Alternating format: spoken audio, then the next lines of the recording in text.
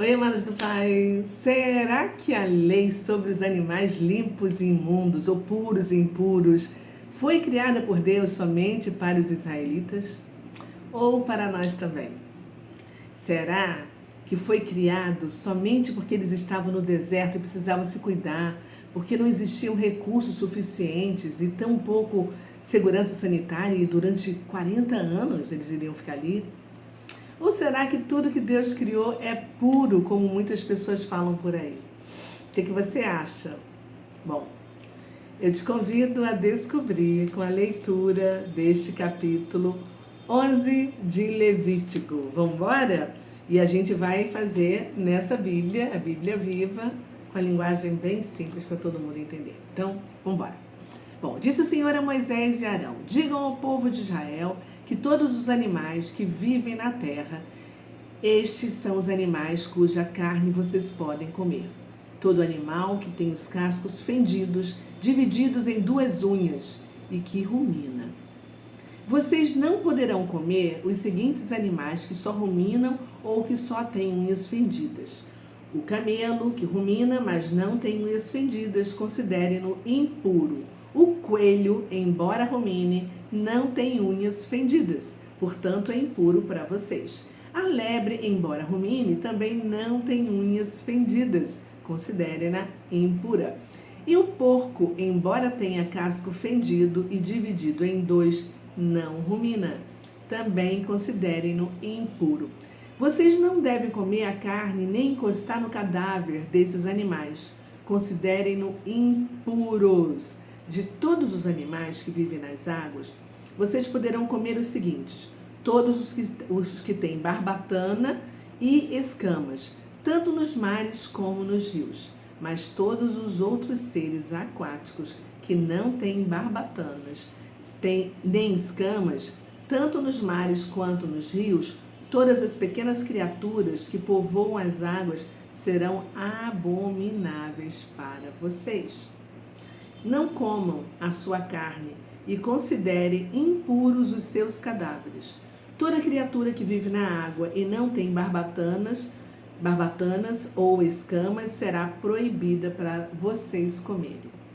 As aves que vocês devem considerar impuras e não podem comer são estas: a águia, o urubu, a águia marinha, o milhano, o falcão, toda espécie de corvo, o avestruz, a coruja, a gaivota, toda espécie de gavião, o mocho, a coruja marinha e a ibis, a gralha, o pelicano, o abutre, a cegonha, todo tipo de garça, a polpa e o morcego.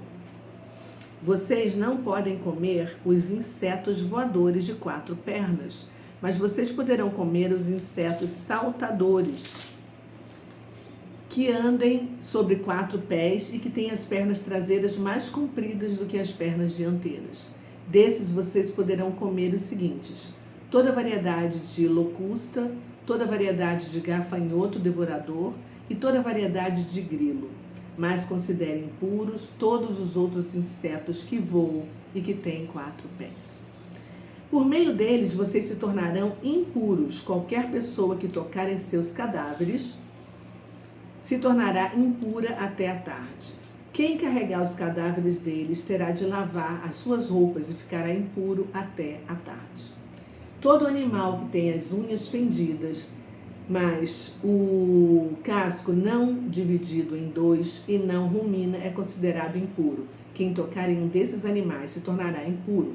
Todos os animais quadrúpedes que andam sobre a planta dos pés são impuros para vocês.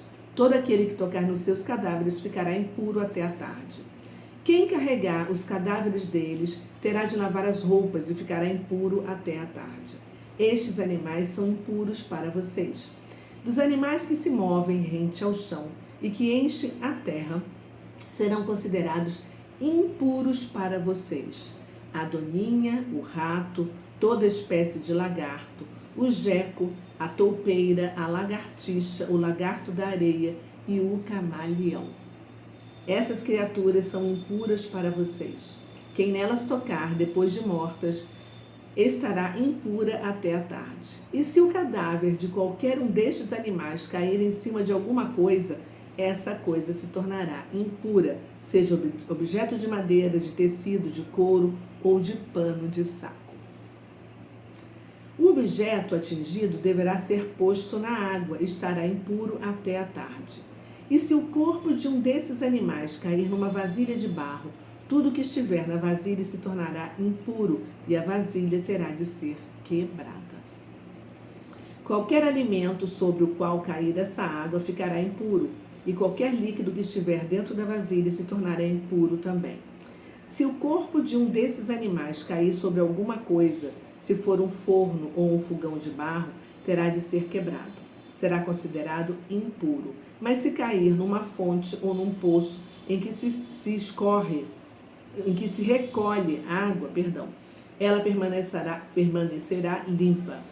Mas quem tocar no cadáver se tornará impuro.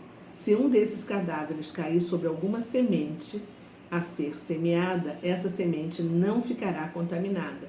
Mas se alguém derramar água sobre a semente e o cadáver cair na água, então a semente se tornará impura.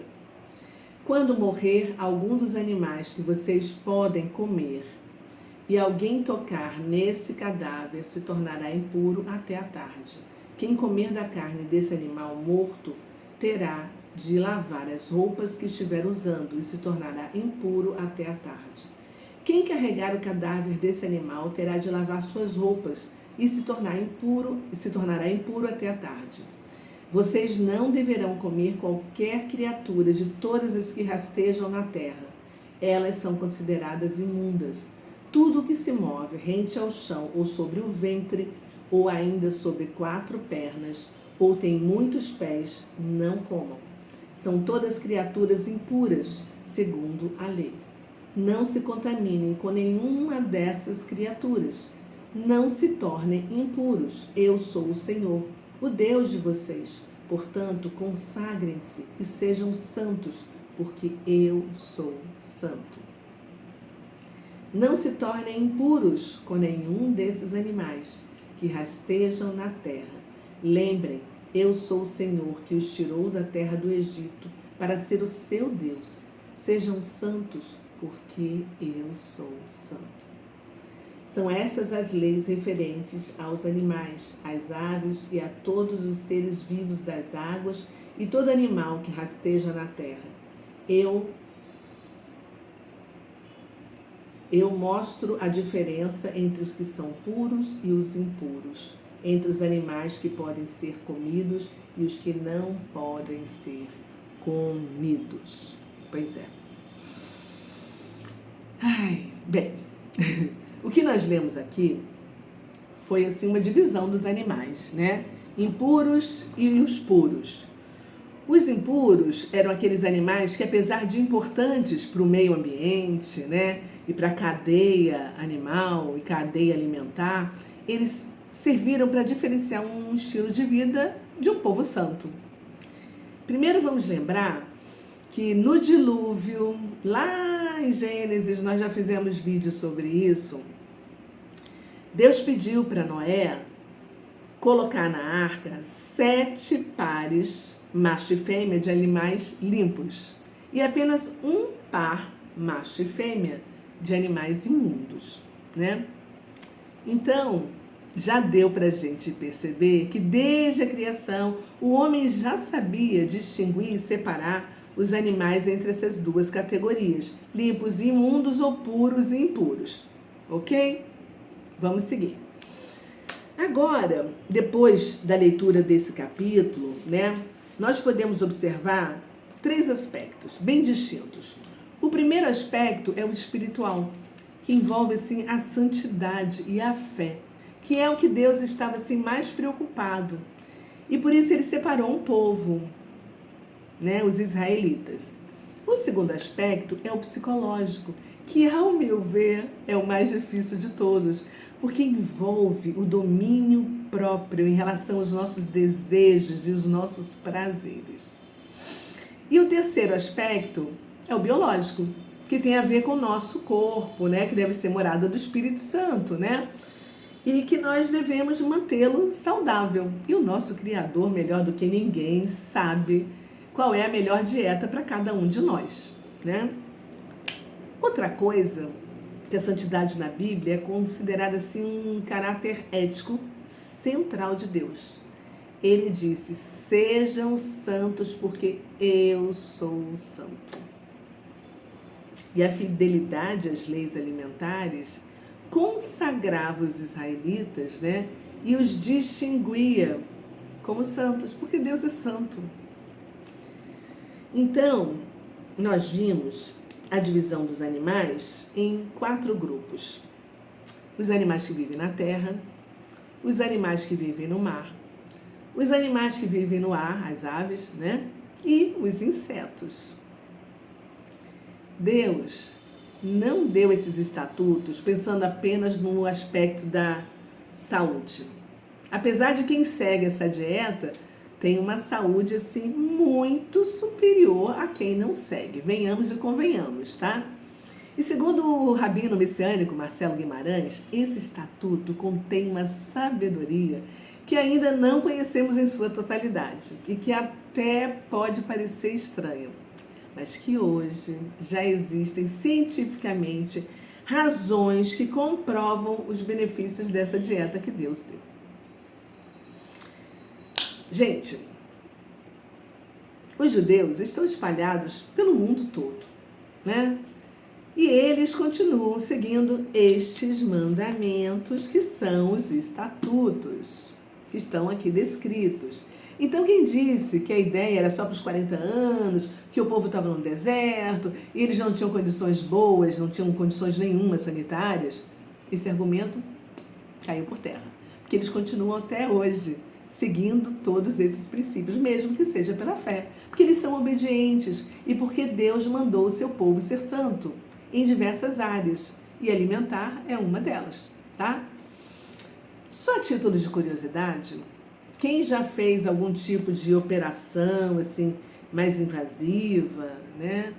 O médico, quando você está no pós-operatório, ele prescreve para você uma dieta que não pode comer carne de porco e tampouco camarão e demais crustáceos. Não é verdade? Você já parou para pensar por quê? Então pense. Pois é, nada acontece por acaso. Agora, nós vimos também que Deus definiu para os judeus como estatuto perpétuo, né? Por todas as suas gerações. Eles deveriam seguir isso aqui. Mas também não fechou para todos os demais que não são judeus e que visam uma elevação espiritual. A regra alimentar precisa ser por fé. Aí vem a pergunta: e os cristãos precisam seguir essa dieta e o estatuto? A resposta é simples: não. Essa lei não é para nós cristãos. A lei que nós cristãos devemos seguir são 4 princípios. Não devemos idolatrar, não podemos participar de promiscuidade sexual, não devemos comer carne de animal sufocado, que é aquele que o sangue não saiu do corpo dele, né? E não devemos ingerir sangue. Lembra que eu até falei em outros vídeos anteriores da galinha, o molho pardo? Pois é. Essas quatro diretrizes são proibidas por Deus para nós, cristãos, né? E aí, o que acontece? O apóstolo Paulo, eu me lembro que na sua carta aos Gálatas, ele também nos exorta a fugir das obras da carne, como a glutonaria e a bebedice. Glutonaria e bebedice, que muitas vezes é hereditário e tem problemas psicológicos também, né?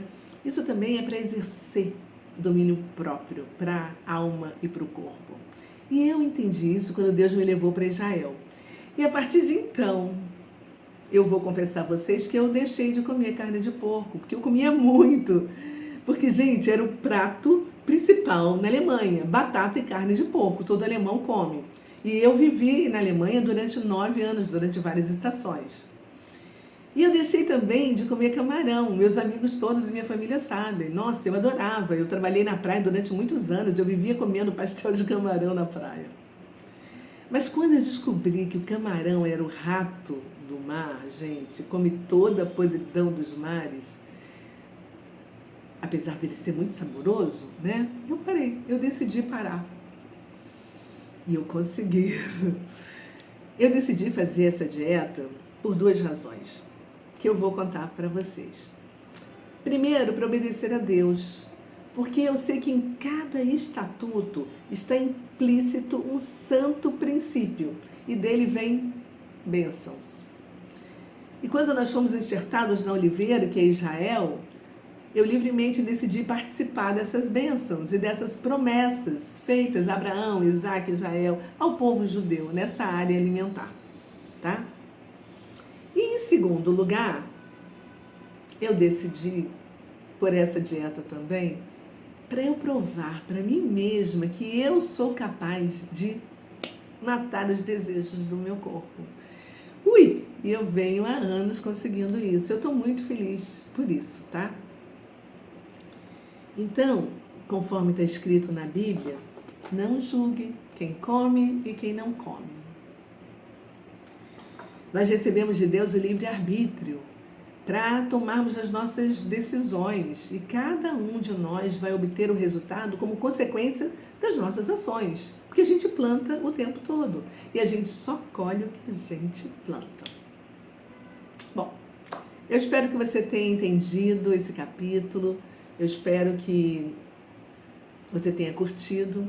Qualquer dúvida, deixa aqui embaixo. E eu peço agora para você curtir, para você compartilhar com quem você ama. Eu não queria que fosse tão longo, mas já ficou. Vamos orar. Senhor, eu te agradeço pelos seus estatutos, por suas leis, pelos seus mandamentos, que nos fazem, Pai, refletir, nos fazem participar através da fé e nos leva a lugares mais altos. Obrigada, Senhor, por esse capítulo, por esse entendimento e por, todos os detalhes que ainda não descobrimos. Mas obrigada, Senhor, por me levar para a terra que o Senhor escolheu para ser o palco da maior história de amor e me mostrar coisas que eu jamais imaginei antes. E eu te agradeço, em nome de Jesus. Amém e amém. É isso aí. Ficamos mais tempo do que eu imaginava, mas eu deixo um beijo para você no seu coração. E amanhã vamos entrar no capítulo 12 de Levítico. Vamos embora. Tamo juntos. Tchau.